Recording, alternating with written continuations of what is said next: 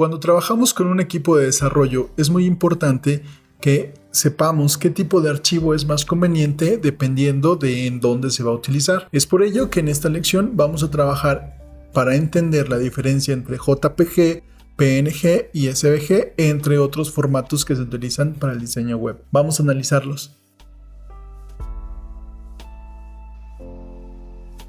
Los formatos de imagen son muy importantes cuando nosotros estamos diseñando una página web y le vamos a dar salida a estos recursos. Es importante que tengamos como diseñadores una comunicación constante con el equipo de desarrollo y preguntar con ellos qué formatos son más convenientes, y también nosotros aportar bajo las políticas y bajo los estándares que tenemos y el conocimiento fundamentado qué formato de imagen recomendamos. Todo va a depender de para qué quieras utilizar un elemento. Generalmente son 3 o 4 formatos los que se están ocupando y son GIF, PNG, JPG y SVG. El formato GIF está orientado últimamente más para animaciones, pero puede servir para algunas imágenes ya que optimiza bastante bien su peso. Vamos a empezar a platicar sobre algunos de ellos. Por ejemplo, esto que tenemos aquí es una fotografía y está en un formato JPG. El formato JPG va a permitir millones de colores, no permite la transparencia y bueno, tiene una cualidad que considero muy importante y que debemos de conocer cuando lo estamos editando. Los formatos de imagen se dividen en los formatos que pierden calidad y los que no pierden calidad, es decir, formatos con pérdida o formatos sin pérdida. JPG es un formato con pérdida de calidad. ¿Esto qué quiere decir? Que cuando tú salvas un JPG una vez, ya perdiste un poco de calidad. Al volverlo a salvar, ese mismo archivo vuelve a perder calidad, entonces ya lleva una doble pérdida. Una tercera vez implica también pérdida de calidad y ya teníamos una tercera pérdida. Por eso JPG se ocupó mucho para imágenes relativamente grandes, pero sobre todo que en las que se quiere ver mucho detalle de color o mucho detalle de algunos elementos. Muy importante que consideres esto, pues la comprensión adecuada de una fotografía puede ser muy útil para el equipo de desarrollo. El segundo formato que nosotros estamos viendo es el formato PNG. Esta es una imagen PNG a la cual le agregué una capa para poder ver que trabaja con una transparencia de color predeterminada. Si yo quito esta capa o quito la visualización, voy a ver que tiene las esquinas en color transparente. PNG se divide en dos tipos de archivo básicamente. El primero es el PNG8. PNG8 está limitado a trabajar con hasta 256 colores nada más. Nos va a ser muy útil cuando queramos hacer iconos para botones, por ejemplo, algunas plecas o algunos iconos para viñetas o para indicar algunas fuentes de señalamientos específicos. No es muy útil cuando se trata de hacer un icono muy complejo porque los colores no rinden para eso, y la ventaja que tiene es que puede conservar transparencias y es un archivo que no va a tener pérdida. Después tenemos el formato GIF. El formato GIF es un formato que va a aparecer como un archivo de color indexado. Aquí yo te muestro este formato para que tú lo puedas ver con la transparencia necesaria, pero lo voy a cerrar y no lo voy a salvar y lo voy a volver a abrir para que veas cómo es que está compuesto. Aquí está, es un archivo GIF,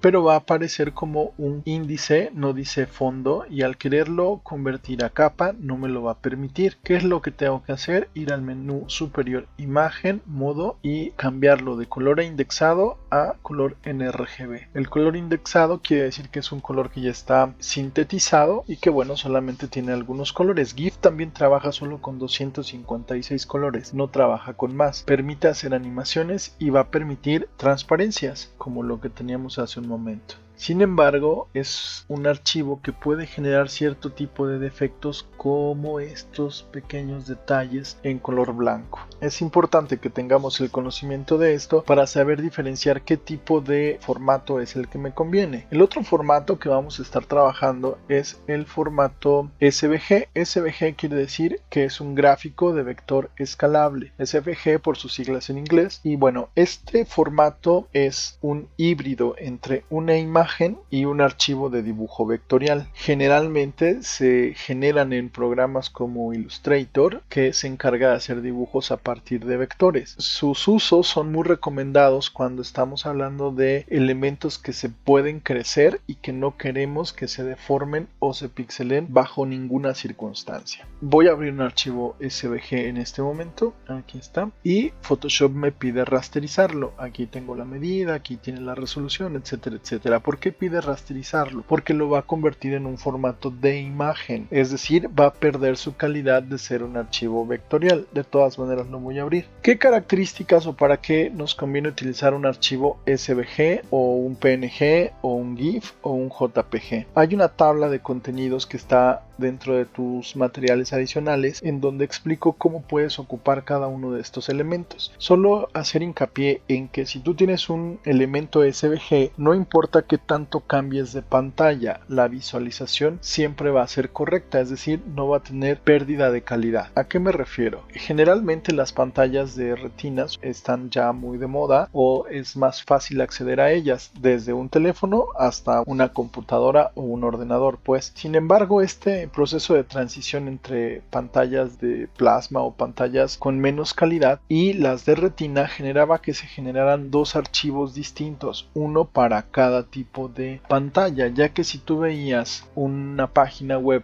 desde una pantalla de retina era posible que algunos iconos perdieran calidad. La solución para poder hacer esto con un solo archivo y no con dos era utilizar archivos SVG, porque los SVG nunca iban a perder calidad, nunca se iban a pixelar porque no existían como píxeles, existían como vectores. Es una herramienta muy útil de trabajar y su exploración es bastante sencilla. Photoshop los puede generar si nosotros predeterminamos que eso suceda. Esta tabla que te comento es como esta tabla que te estoy colocando acá. Aquí menciono qué archivos tienen, si son con pérdida, si son sin pérdida y si tienen algún tipo de característica y dónde se pueden utilizar. En este curso vamos a ir viendo cómo generar los materiales y los recursos de manera necesaria para nuestro equipo de trabajo. Entonces va a ser sumamente importante que tú conozcas perfectamente bien todos estos formatos y sepas operarlos con decisión. No es lo mismo trabajar con millones de colores que trabajar solamente con 256 como lo estamos haciendo acá. Lo vamos a ir viendo en cada lección para que tú puedas entender qué es lo que más te conviene de acuerdo a lo que tú deseas generar.